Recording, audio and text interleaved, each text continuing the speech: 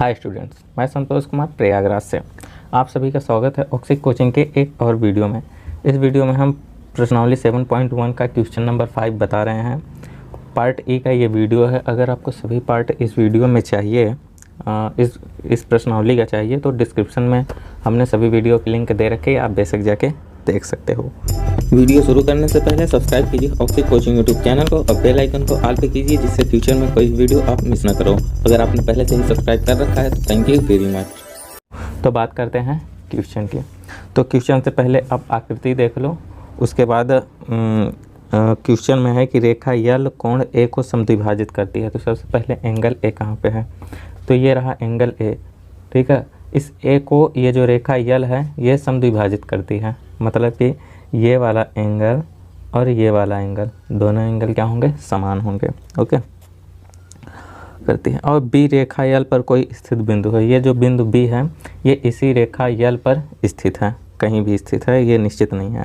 BP और BQ कोण ए की भुजाओं पर बी से डाले गए लंब है, यानी कि बी से लंब डाला गया है क्यू पर और बी से ही लंब डाला गया है पी पर, तो हमें डाले गए हैं। उसके बाद हमें दो ऑप्शन को इसमें सॉल्व करना है। तो पहला ऑप्शन हम यहाँ पे लिख लेते हैं, क्या दिया गया है।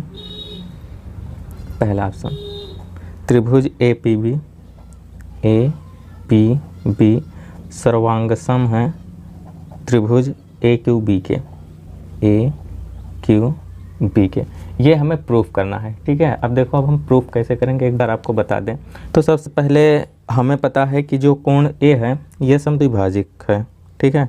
अगर समद्विभाजक है तो ये क्यू ए बी, ये वाला एंगल, यानी कि ये वाला एंगल और ये वाला एंगल दोनों आपस में बराबर होंगे, ठीक है। तो हम क्या लिख सकते हैं कि क्यू ए बी बराबर पी ए बी के, ठीक है। तो सबसे पहले हम दोनों त्रिभुज का नाम लिख लेते हैं कि किन दो त्रिभुज में देखना है। तो बेशक जो दोनों त्रिभुज को हमें सर्वांगसम प्रूफ करना है उसी में हमें वही दोनों त्रिभुज को लिखना भी है। तो त्रिभुज ए पी बी और त्रिभुज ए क्यू बी में, ठीक है। इन दोनों त्रिभुज में, यानी कि ये वाला त्रिभुज और इस वाले त्रिभुज में हम क्या लिखेंगे कि Q A B angle Q A B equal to किस एंगल के, पी ए बी के, यानी कि एंगल पी ए बी। अब इसका कारण क्या लिखेंगे, कारण में आपको पता है कि समद्विभाजक कोण है, ठीक है, समद्विभाजक कोण, ठीक है। आप अपने अनुसार भी कारण लिख सकते हो, परंतु वही लिखना जो कि सही हो। तो वैसे भी समद्विभाजक कोण है तभी तो कारण तो अब यही बनेगा, यानी कि ये वाला कोण और ये वाला कोण हमने सामने प्रूफ कर दिया। अभी एक कोण और हम प्रूफ कर सकते हैं, ये वाला एंगल, देखो ये वाला एंगल क्यू और ये वाला एंगल पी, ये दोनों 90 डिग्री के हैं। अभी 90 डिग्री क्यों है, क्योंकि ये दोनों लंबवर्धक कोण है, यानी कि बी से यहाँ क्यू पर एक लंब डाला गया है और लंब जब डाला जाता है तो वो 90 डिग्री का कोण बनाता है, ठीक है। तो हम लिखेंगे कि एंगल ए क्यू बी, यानी कि angle A Q B equal to किस एंगल के, ए पी बी के, एंगल ए पी बी के। अब इसका कारण क्या लिखोगे कि लंबवर्धक कोण या फिर लंब कोण, ठीक है, लंब कोण। आप लंबवर्धक कोण भी लिख सकते हो, क्योंकि लंब द्वारा बनाया गया कोण, आप ये भी लिख सकते हो कि लंब द्वारा बनाया गया कोण, ठीक है। तो मैं शॉर्ट भाषा में केवल लंब कोण ही इतना लिख रहा हूँ। अब आप ये बताओ, हमने देखो दो कोण तो बराबर सिद्ध कर दिया, यानी कि ये कोण इस कोण के बराबर, ये कोण और इस कोण के बराबर हमने दिखा दिया। तो अभी हमें एक भुजा दिखानी है, ठीक है।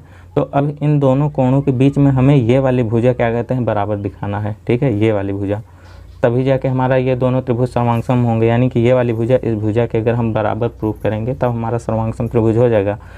परंतु हम क्या कहते हैं, किसी भी तरीके से ये और ये भुजा, यानी कि ए क्यू और ए पी किसी भी तरीके से बराबर नहीं प्रूफ कर सकते।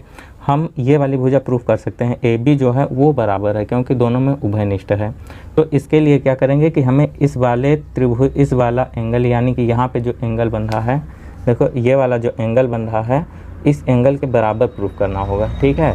तब जाके इन दोनों एंगल के बीच वाली भुजा को अगर हम बराबर प्रूफ करेंगे तब जाके सर्वांगसम होगा। वैसे आपको तो पता ही है कि अगर दो एंगल को प्रूफ करते हैं बराबर तो दोनों एंगल के बीच वाली भुजा ही हम बराबर प्रूफ करने के बाद ही सर्वांगसम लिख सकते हैं। ठीक है, तो इसके लिए आपको भी पता है कि एक त्रिभुज के तीनों अंतःकोणों का 180 अंश होता है।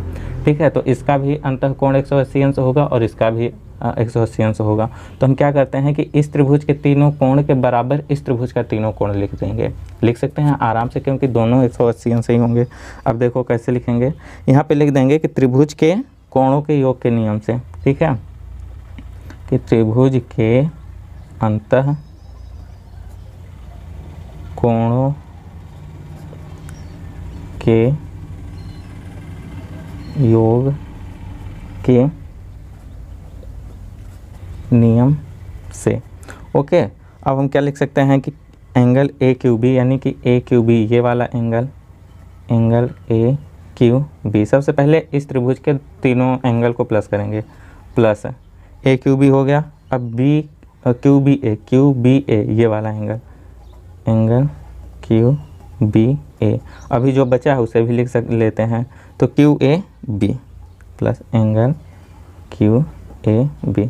अब देखो इस त्रिभुज के तीनों कोणों को अगर हम जोड़ेंगे तो 180 अंश होगा। ठीक है, तो इस त्रिभुज के तीनों कोणों को जोड़ेंगे तो 180 अंश होगा, और 180 अंश तो इस त्रिभुज के भी तीनों कोणों को जोड़ेंगे तो होगा।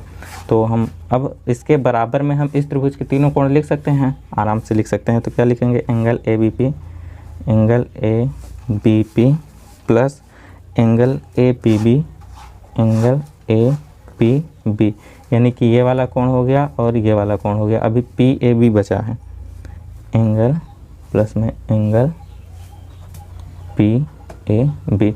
वैसे ये अगर हम कुछ भी, अगर वैसे आप ये चाहो कि इतनी बड़ी लाइन ना लिखे, वैसे आपको तो पता ही है कि किन्हीं दो त्रिभुज के अगर हमने दो कोण बराबर प्रूफ कर दिए तो तीसरा कोण ऑटोमेटिक प्रूफ बराबर ही होगा।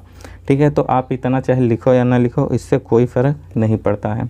तो देखो ए क्यू बी, ठीक है, ए क्यू बी को हम क्या लिख सकते हैं, ए पी बी लिख सकते हैं। यहाँ पे ए क्यू बी जो है उसे हम ए पी बी लिख सकते हैं क्योंकि बराबर है। तो हम इस ए क्यू बी को हम एंगल ए पी बी लिख देंगे, प्लस अब क्यू बी ए को तो छोड़ देंगे, एंगल क्यू बी ए प्लस। अब क्यू ए बी को देखो, क्यू ए बी को हम पी ए बी लिख सकते हैं। यहाँ पे देखो Q A B equal to P A B है, तो इस क्यू ए बी के स्थान पे हम एंगल पी ए बी लिख देंगे इक्वल टू, इस तरफ के में कोई छेड़खानी नहीं करेंगे, जो का तो उतार देंगे, angle A B P, A B P, वैसे ए बी पी तो न्यू आ गया, एंगल ए पी बी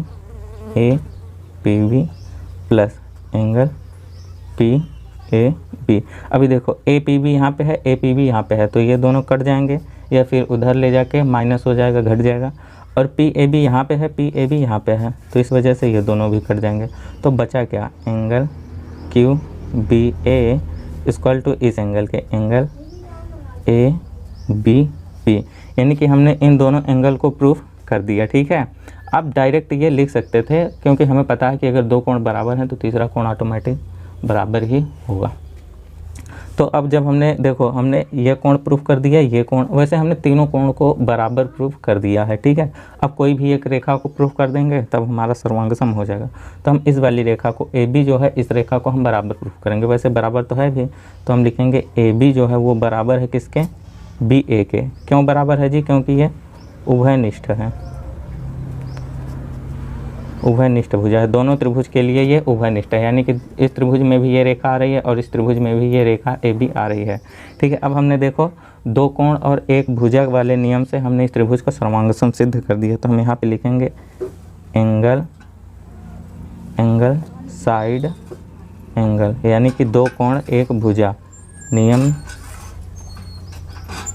से। ठीक है, अब इस नियम से ये त्रिभुज क्या है, सर्वांग सम प्रूफ हो गया, यानी कि त्रिभुज ए पी बी सर्वांग सम है किस त्रिभुज के, त्रिभुज ए क्यू बी।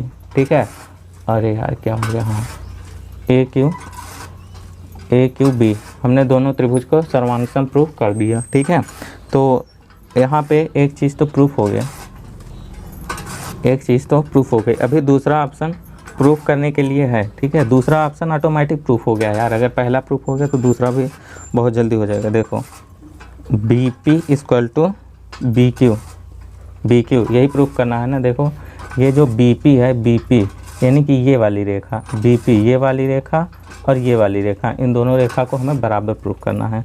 तो जब ये दोनों त्रिभुज सर्वांगसम है तो इन दोनों त्रिभुज की ये वाली रेखाएं भी क्या होंगी, बराबर होंगी। तो हम यहाँ पे लिखेंगे कि चूँकि त्रिभुज ए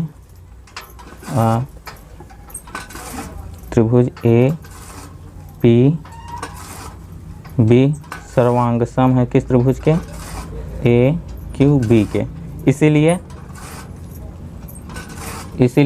ये रेखा इस रेखा के बराबर होगी। बीपी जो है वो बीक्यू के बराबर होगा।